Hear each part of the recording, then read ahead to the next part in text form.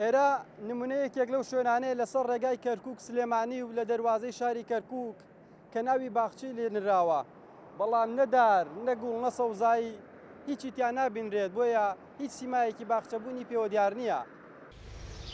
لە ناو شاری کەرکووک بە دەگمەن باخچەیەک دەدۆزیتەوە لە ژێر سێبەری دارەکانیدا و لەسەر فریزێکی سەوز خەڵک بتوانێت پشوو بدات. زۆربەی باخچە گشتەکانی شارەکە لە ناو گەڕەک و شەقامە سەرەکیەکاندا بەرە وشکبوونەوەی تەواوەتی و نەمان دەچن. هاوڵاتیانیش داواکارن ئیداری شارەکە گرنگی بە باخچەکان بدات. چەنێ ڕووبەری باخچە و دار و دارستان زۆر بێ ئەوە دوور ئەکەینەوە لەم وشکە ساڵێ و لەو گەرمایە لەو تۆز و خۆڵەیە کە ئەبارێ. بەڵام بەداخەوە لەگەڵ کەمی باخچەکان لە ناو شاری کەرکووک بایەخش زۆر کەمە بەو باخچانە سێرەکەی کەم ئاوی یا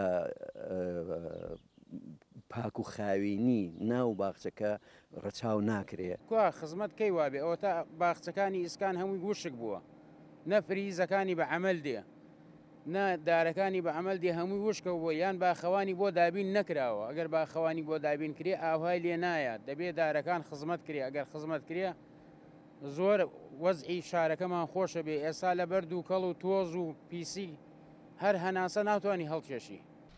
شارەوانی کەرکووک پلانی داناوە لە بودجەی ساڵی نوێدا گرنگی زیاتر بە باخچەکانی ناوشار و دەواازەکانی شار بدەن و بۆ ئەو مەبەستەش داوا دەکەن هاوڵاتیان یارمەتی دەریان بن بۆ پاکڕاگررتنی باخچەکان.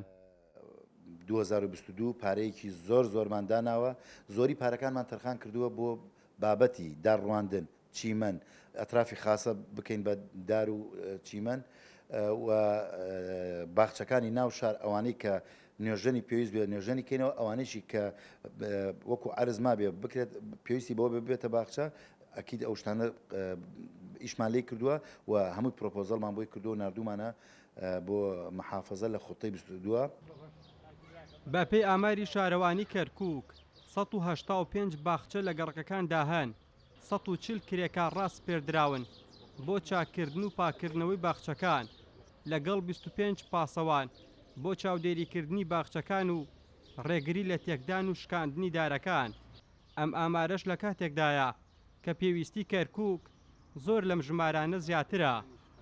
ئاسۆ ئەحمەد، کورسات نیوز، کەرکووک.